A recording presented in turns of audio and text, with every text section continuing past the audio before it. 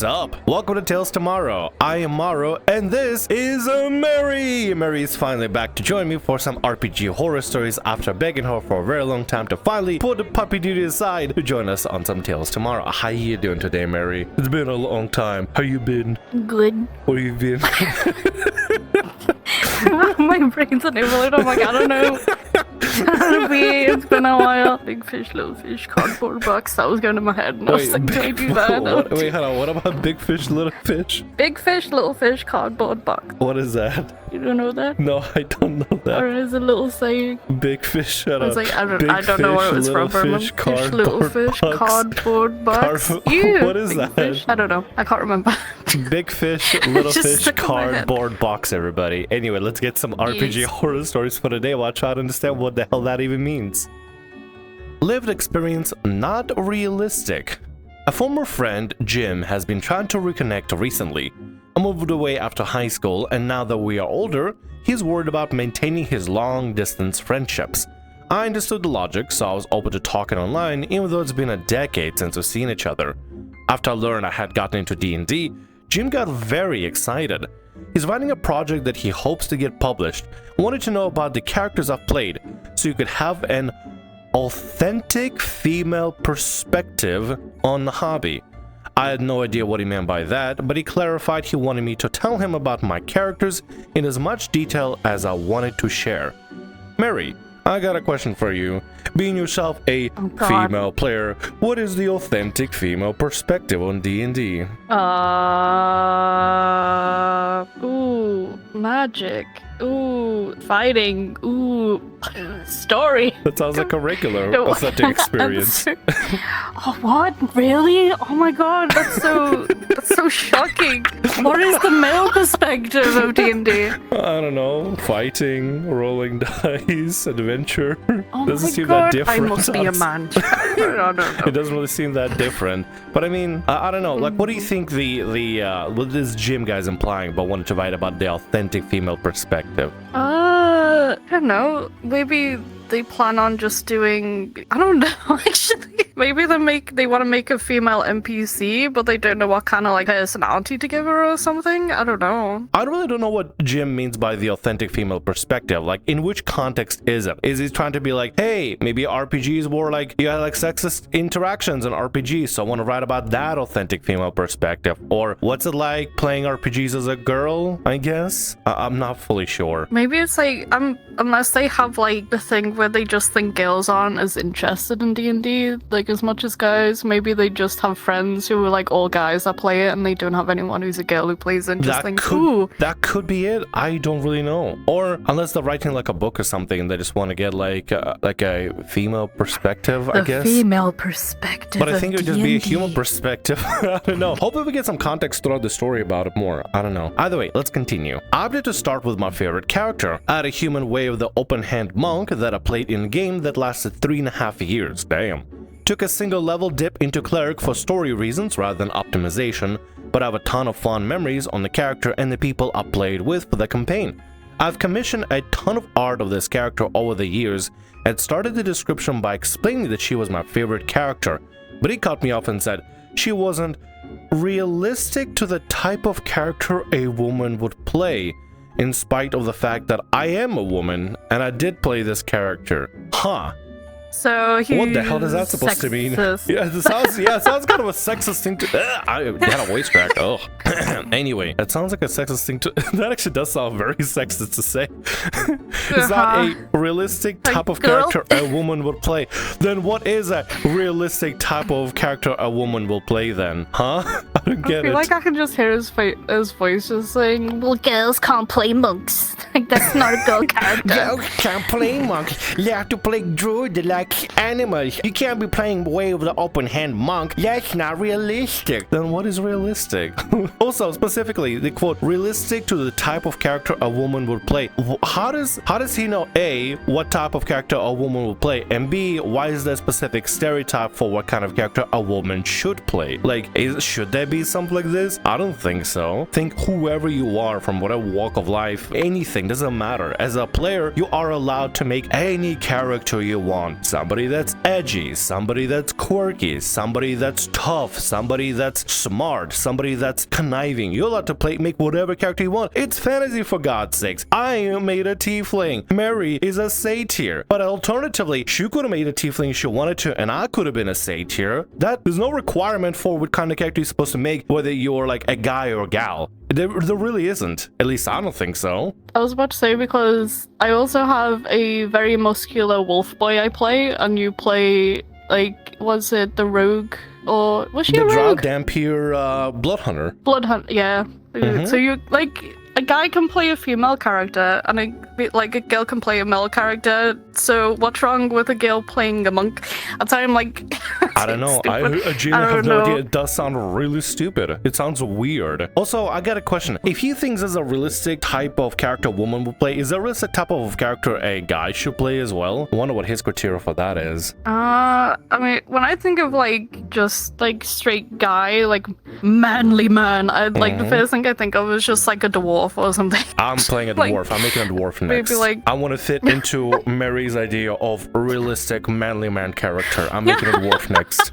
Like a really buff dwarf, like barbarian or something. You know what I'm gonna make? I'm gonna make the one bald guy with like a blonde hair and a mustache. Full Metal Alchemist. Remember that guy? Armstrong? Incredible muscles. That's what I'm making as a dwarf. I want to play that guy who kept trying to kill himself in the anime. So I bit my tongue and told him about my life, the main cleric that I played in most recent campaign. Nope. Jim said the cleric was a harmful stereotype. Why? Because women being the healer is too tropey. He didn't want to hear about my bard at all because I picked the wrong subclass for it. My warlock was too complicated. I feel like Jim is honestly kind of a dickbag in this situation because nothing fits this realistic type of character a woman will play because on his basis. Why? So basically nothing's a woman, like, female character. Can't play a monk with the open hand, can't play life domain cleric, can't play a bard because I picked the wrong subclass, can't play a warlock because too complicated, and apparently playing as a healer is bad because it's too tropey. Sometimes some people just want to play healer. There's nothing wrong with that. I think he was just using D&D's excuse to talk to her because maybe they like her. So they're trying to like kind of get into it. But then this is L-Riz. This is 100% L-Riz. This is terrible. You don't go out and be like, hey gal, I want to write about your female character, ooh, but you can't talk about your healer or monk because it's not realistic, and kind of just keep boxing her further in. It's literally just boxing a woman in for no reason for whatever story writing that he's doing for his weird like female perspective project. It's not even female perspective. He's just expecting her to give him a right answer instead of just taking her answer as the answer. Also, to assume that every female perspective is going to be the same is also kind of fucked up in my opinion. Not every female is going to have the same perspective. Not every person is going to have the same perspective of everything. Like, you can probably ask several women about like what the perspective on A, B, C, and D is and try to get some sort of data for it, but that doesn't mean that one single woman speaks for every woman out there. That makes no sense. Just like not every tiefling speaks for every tiefling out there, and not every satyr speaks for every satyr out there. I don't know what this guy's deal is or what he's like trying to get to with this. I genuinely have no idea. He's just a sexist ass. I was getting frustrated and asked Jim if he wanted to talk about something else, but he insisted that he really wanted to know what my D&D characters were like. Needed a woman's input for this project of this that he was working on. You got a woman's input. You just ignored all of it. Maybe you could tell me more about the project so I can know what you're actually looking for. Or could you tell me about some female characters you already have and I can give you feedback on them? Jim switched topics and told me about his Christmas instead. Talking to Jim about our shared hobby was a nightmare. He didn't want to let me change the subject, but also ignored or dismissed everything I said.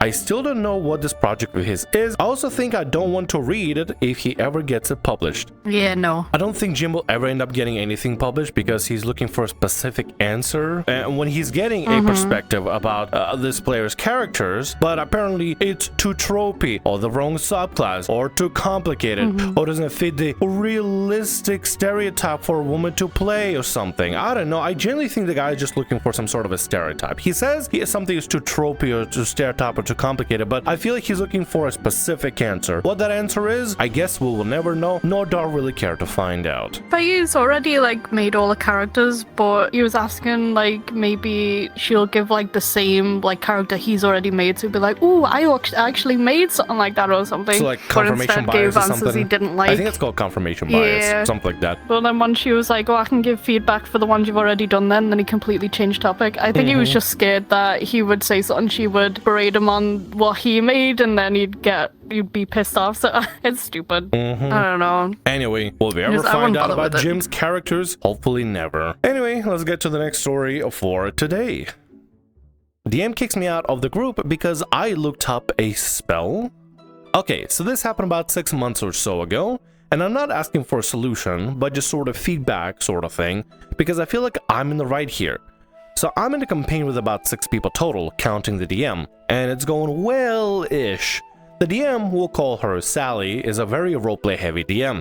I don't have a problem with that. It just becomes tiring when she takes control of your player and does actions for you. Whoa. Okay, hold on a second. I know it says it doesn't normally happen maybe every other session, but that's kind of a problem already. I already see this as a problem DM behavior. Unless you agreed with your DM hijacking your character mid-session or mid-RP, that seems very strange to do, especially considering you're saying it happens maybe every other session. Imagine having your DM just take over your character and hijack actions for you every other session. That takes away all player agency. The whole point is for you as a player to focus on your character and take actions as your character, and your DM is playing as the world, the NPCs, the enemies, and everything in between, because that's their role. Your role as a player is to play as your player character. But if your DM takes that away from you, even for a little bit on a regular basis, I feel like that'd be really weird, unless it's some sort of like a the only thing I can describe is the stupid idea that I had of the land of Succulendia constantly covered by succubi women that you gotta try to escape, and they always have that charm spell. Okay, listen, it's a legit idea.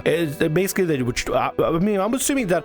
Why am I fumbling so much? I feel like I'm getting caught with my pants down or something. Anyway, basically, unless you're working with a campaign that just you have to be charmed by every creature in the world constantly, not to being hijacked. Having a DM hijack your character is really weird, especially on every other session basis. No, not no. No Succulendia? No. Can we have Succulendia in our campaign? No. Okay, well, you heard it here, folks. Anyway, you put me off and I forgot what I was gonna say. about the story and hijacking player actions. I'm more of an RP, like, DM, I think, than combat. Because, like, with combat, it's fun, but I suck at it. So I just, like, focus more on, like, She's actually the story. great at it. I'm not, I suck at it. But for the, like, the RP stuff, I really, like, enjoy seeing, like, what the players do. And, like how the conversations go. All I do is just, like, control the NPC and then see how they react and stuff like that. Like, the last session I did, it was fun getting to see when you guys...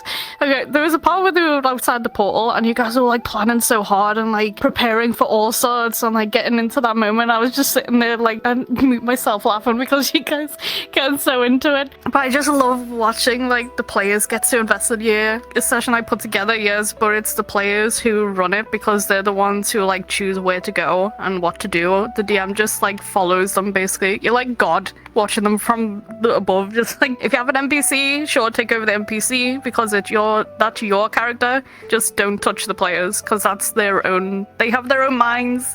Don't mess with them. Player agency is important because if suddenly players don't have control of their characters on a regular basis, then it's almost like they can't even make decisions for their characters. If suddenly DM has to hijack them on moment-to-moment basis in order to control or influence something specific to happen, instead of just letting players decide what they want to do as their characters. But she's very prone to kicking people out. For instance, one of the younger players in our group who was still time managed by her parents was kicked out because she was picked up earlier than the end time. I obviously don't agree with this, but not enough to protest. If you have a DM that is too easy at kicking people out, maybe they're not a great level-headed DM. If somebody is quick on a draw about trying to just remove somebody for any specific reason instead of just making accommodations, then I think that's a really like problem DM behavior, because guess what? Scheduling issues happen when it comes to scheduling for sessions. But the one thing you don't do is punish the players for it, or just immediately say, oh, you don't like what I'm doing? You're out of here. It'd be a whole other situation if suddenly they're just running into a bunch of problem players, not trying to keep the game clean from a bunch of, I guess, what's the best word to use for this one? Ne'er-do-wells, I guess. That's the most weirdly poetic word that I could use. But you know what I mean. Around 4 to 6 months of playing in a campaign, I'm enjoying the storytelling overall, and do want to stay in the group. Sally and I were friends outside of the campaign, and she, out of the blue one day, sends me this whole chain of texts saying she's going to... Oh... I comfort her to the best of my abilities, and life goes on. What? If Sally is going through stuff, you should probably... I hope that they're getting help of some kind. Jumping out of nowhere, out of the blue, somebody just sends you a whole thing basically saying, I'm going to uninstall Rule 34 on self. 32. Wait, 34 is a porn one. Delete my character IRL. I guess we'll go with that. That's not a... I don't know. If something like that happened to me, I feel like that'll be a bigger issue than just like life goes on. At least I think there's gonna be a great issue. I think Sally just needs to get some help and probably should stop DMing, because they definitely got a lot of stuff going on in her life if they're sending that to you. I'm just hoping it wasn't basically a what's the word called? Is it by any chance pull for attention? Thank you. Attention seeking. And I've dealt with both situations. Attention seeking and manipulation. I can't say the word manipulators. I've dealt with that, but I've also dealt with the actual real thing too. So I know, like, I can kind of not really know, because normally people won't say anything, but there are friends who will reach out when they really need it, and it's not a nice situation, I'll agree to that, and it's difficult and hard. But there is also people who know they can get attention from it, because it's like they're paying attention to me and they're focusing on me and no one else at this moment. So like I can use this as a chance to kind of just like get that attention I've been wanting, especially because you're being manipulated and you see this person as a friend, and it could be even your closest friend, and you don't know, because people are horrible. Some people are absolutely terrible.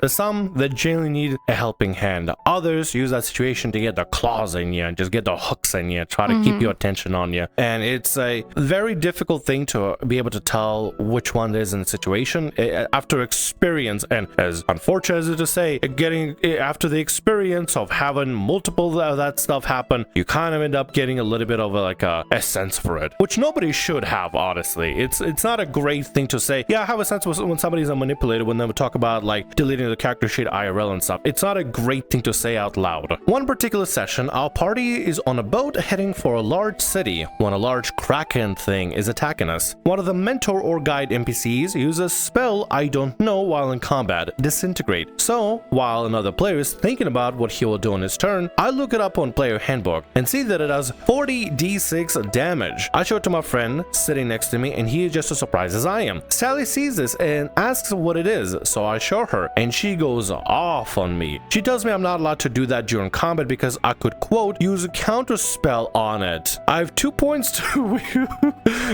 That's already really weird, but I'm gonna finish the writing. I have 2 points to this. Them being that NPC is our teammate, why would I cast counterspell on it? 2, if we assume that I did want to cast counterspell for some reason, I'll probably cast it already because of a name like disintegrate. It seems really bizarre for Sally to be worried about players knowing what the spell does instead of just being out in the open being like, oh yeah, this spell does 46 damage. And why you keep it in a mystery? Because you're afraid that your players could use a counterspell on it. But even then, if they want to use counterspell on it, I guess they got player agency for that. Or is that too much of player agency control there, huh, Sally? You don't want your precious NPC being counterspelled by your players, huh? On one hand, I understand. Looking up stuff in the book or player handbook and stuff whenever you're mid-session, yeah, that can be a little bit annoying, especially if they're looking up like stat blocks and anything, and it would be considered metagaming, so probably shouldn't do that. But also, you should probably be out in the open communicating with your players saying, oh yeah, that's what it does. That's disintegrate, does 46 damage. I mean, the players probably see you rolling the dice, right? Take 46 d6 damage and rolling it. They can see all the dice and be like, whoa, that's a little bit too much. Unless you're keeping the rolls hidden. But it also seems really weird that she's afraid you're gonna counterspell an NPC. Why? Why is she afraid of that? Because the NPC was the villain all along. Ooh. I guess. I don't know. It just seems really strange, honestly. Be a very cliche ending. I'm kicked out of the group, and I'm not even mad. I just don't understand why. So I ask, and she gives me a speech on how it's super disrespectful, but I just see how it is. Can anyone help? Edit. Sally has bipolar disorder and has a 3 strikes you're out type rule, except in my case, for whatever reason, completely bypassing strike 2 and going to 3. Asking about it later, I found out that I had a 2nd strike already for something I didn't even do. I think she also has control issues. This is something that is from bipolar disorder, tell me please. I'm not friends at all with her anymore, and not being friends with her let me see how manipulative she was. Sally and I had an argument about a week or so before this session, so that might have something to do with it. I think maybe something happened to her in the past, so like she's had issues with players before that have done something in a way, like looked up stuff while they were in a fight or something. I don't know. Unless she's just wanting to be controlling, like they said, they just want like to be the one who's in charge of everything, and they want the players just like to not know much until she tells them, you know? Well, you know, funny enough, there's actually a second part of the story. Kind of talk about the controlling of the players, if you want to jump into it. Let's do it. GM quasi takes control over PCs for the sake of story. So at first, I didn't see this as too much of a problem, but I mentioned in my last post and a ton of people told me that was a huge red flag. If you want more context, see it, but I'll add more story-based context here. The general premise of the story is that the world is overrun by vampires and vampires spawn, and it is later revealed in the story that you and your party are vampires. It's sort of a Victorian sort of style, with castles and ballrooms and ooh, fancy and no middle class sort of thing. Essentially, at the beginning and or the end of every other or so session, there will be a dream sequence, usually lasting 20 minutes. During these dream sequences, you usually meet with some god or important character in the story that tells you crap. Then, normally the party would have a bit of a free time after talking so we could explore the dreamscape, except we really couldn't. One example I have is, player, I want to go into one of those weird lopsided buildings and explore what's inside. GM, no, you go to the castle at the end of the road and go inside. Player, why can't I go to the other buildings? GM, because you're going into the castle. Don't ask again or that'll be your 2nd strike. GM did a 3-strike system and it was 3 strikes and you're out. That sounds absolutely f***ing atrocious. Genuinely sounds atrocious as hell to do to your players. Imagine this, if you will. Players want to explore parts of the dreamscape that you said they're free to explore, but suddenly you're saying, no, you can't. And if you don't do what I say, you're out of the game. That sounds like a shitty fucking DM. If a DM does that to you, you leave immediately. If they're threatening with some sort of a 3-strike system because you go out of bounds or go out of path, they don't follow what they want you to follow, then you probably shouldn't play with that DM because it sounds like an absolute awful piece of DM that you really should not be given any attention to. Honestly, I'm gonna call right here, Sally is a manipulator. The whole thing about being bipolar, yeah, that could still be a general issue they're dealing with. However, mental health issues in general are not an excuse to be a fucking asshole to your players with any capacity. If you're going with a 3-strike system the whole time, and that's the only basis that you're going off of, and that's how you control your players, then fuck you. Fuck you in particular. Any thoughts? It's just always fun listening to you. I think you gave a really good. Can't speak. Jesus Christ. You could. I just continue. What's wrong with me today? You're fine. It's okay. Later in the story, you'll find out you're vampires or vampire spawn. I can't remember. And you gain the ability to life-steal bite, essentially. My character in-game vows not to use this, as my character was a life domain cleric and lawful good, and I felt to be against my character morals. GM promptly tells me that if I don't use it, it will be my 1st strike. Oh, I hate this DM. Sally fucking sucks.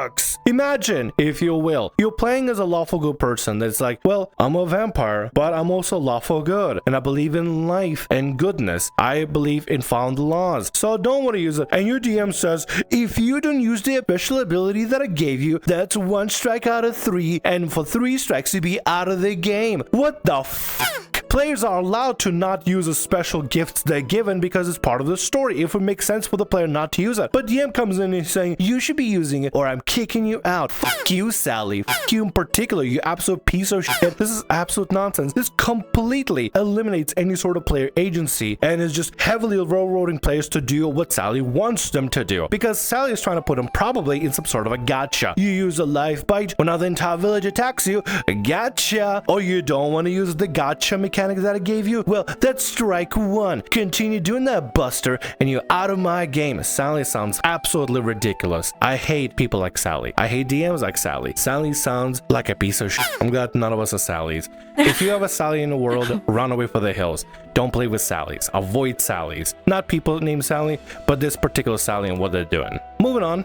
Eventually, at the end of combat with a pack of vampire and mutant wolves, GM promptly takes control of the entire party's PCs and makes them drink the blood of the wolves. I understand it's one of them a lot more story driven, but still made me feel like we didn't have a choice or anything, because you don't have a choice. That is honestly genuine what's happening. You guys don't have a choice. DM just says, alright, you guys drink blood without having to roll any specific saves or will saves or anything at all. You just do it because I tell you to. And if you dare decide to do otherwise, that's another strike for you, Buster, because that's probably what Sally would do. They're gonna force the strike system to try to keep people in check because they want to manipulate a party and keep them on a leash instead of playing with players. They don't want players per se, they want a semi-captive audience. After typing all this out, I kind of realized this isn't precisely taking control of PCs, but more scaring them with the threat of kicking them out and gatekeeping them from doing some simple things, but I digress. Regardless, I just want to get this off my chest and thank you for reading. The one recommendation I have for you, OP, honestly, the one genuine recommendation I have for you, tell the other players to get themselves out of Sally's game. Run for the hills, guys. This is not worth it. Also, thank you so much for sharing the story because now I know what kind of DMs to avoid. If you ever hear of a Sally at some point, staying away. By the way, this isn't anything against anybody named Sally, it's just this particular Sally kind of makes all the other Sallys look bad, but I don't blame any other Sallys in the world out there. This Sally alone just sucks. Are you counting something?